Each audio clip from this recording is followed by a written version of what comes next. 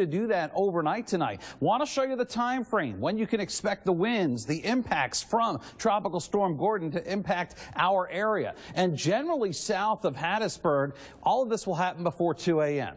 Between Hattiesburg and let's say this line that goes from about Natchez through Brookhaven up to about Forest, in this area about 2 to 6 a.m. So before daybreak, that's when you'll start to notice it. The Jackson metro area between 6 a.m. and noon, and then going north of there gradually later in the morning and on into the early afternoon. This is going to be a very narrow storm, folks. This is not a typical tropical storm. It's a very small, compact storm. A little bit of a flare-up just happening here in the last few minutes, but most of Mississippi, you can make the argument that 90% of the state right now is on the dry side for sure. We do have a flash flood watch in effect for a majority of the state. That's because there could be the potential of some flash flooding out there in some of these squalls that develop. But along the Gulf Coast, that's where the actual hurricane warning is. I suspect that will be dropped here in just a matter of minutes. We also have a tropical storm warning in effect for Pike, Wallfall counties, much of the Pine Belt. Wind gusts in excess of 39 miles an hour.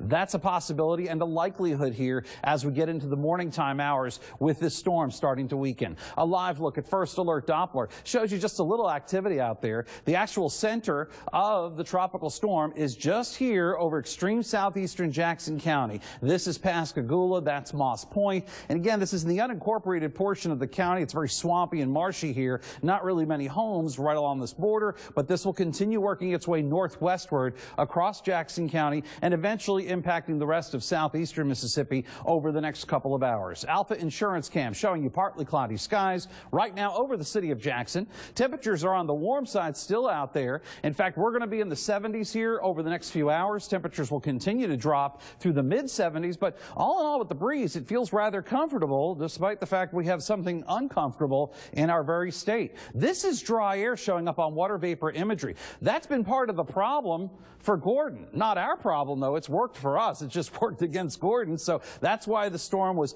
poorly organized and remained poorly organized as it made landfall tonight. But there's a flare-up of thunderstorms right now. We'll continue to monitor this as the drier air holds it in position just about as this continues working its way north and westward up our state. The latest information, winds are now 70 miles an hour with Gordon. From this point forward, it looks like Gordon will continue to weaken as it moves across the state of Mississippi. The spaghetti plot models are all decided here. They say, hey, this thing's going to follow US 49 pretty much, and it probably will, with the worst weather being north and east of the highway. Just keep that in mind. Tropical storm force winds, there's good news to report here. This model just updated, and it shows that there's been a dramatic decrease in your likelihood of actually feeling any tropical storm force winds. Raleigh, for instance, only a 40% chance of that happening. Jackson, a 27% chance, and Prentice, about a 21% chance. When I say tropical storm force winds, I'm talking winds over 39 miles an hour, and that's probably enough to down some power lines and bring down some branches and limbs, but that's not a big likelihood at this point in time. Still, look at the heavy rain from our forecast model at midnight as Gordon continues to move inland. It's over Hattiesburg by about 7 o'clock in the morning. Some of the bands getting into Scott County, maybe Smith County at that time. And then by noon, this system starts to fan out. Showers and storms will result, but again, the wind field is really going to die down very quickly. So a minimal threat of severe weather right now across the entire WLBT viewing area. And that's in every variable that we look at, including the tornado variable, but it's always a possibility when you're dealing with a system like this. Wind field forecast, very important. Through about 3 o'clock in the morning, winds are going to be gusty, 20, 25 miles an hour. close to the core of the storm, again, near the US 49 corridor. And then as we get to about 7 o'clock in the morning, when the center of what's left of Gordon continues working its way up, some of those wind gusts may try to approach tropical storm force, but they're going to remain just below it. For instance, around McGee and Raleigh, maybe some 30-mile-an-hour wind gusts. By noon, this system has weakened so much that much of the area will be breezy, but the breezes won't amount to nearly as much. Still some 20-mile-an-hour wind gusts, and if you're caught in a thunderstorm, the winds will be much higher. They'll be gusty gusting at times, so just keep that in mind. Your chances for rain tomorrow, they go up dramatically once we get to sunrise. They stay elevated throughout the day, and then they start to come down gradually tomorrow evening as Gordon starts to move away from us. Closer to the core is where you're going to find the heaviest rain, a very narrow band of 2 inches, maybe 3 inches of rain.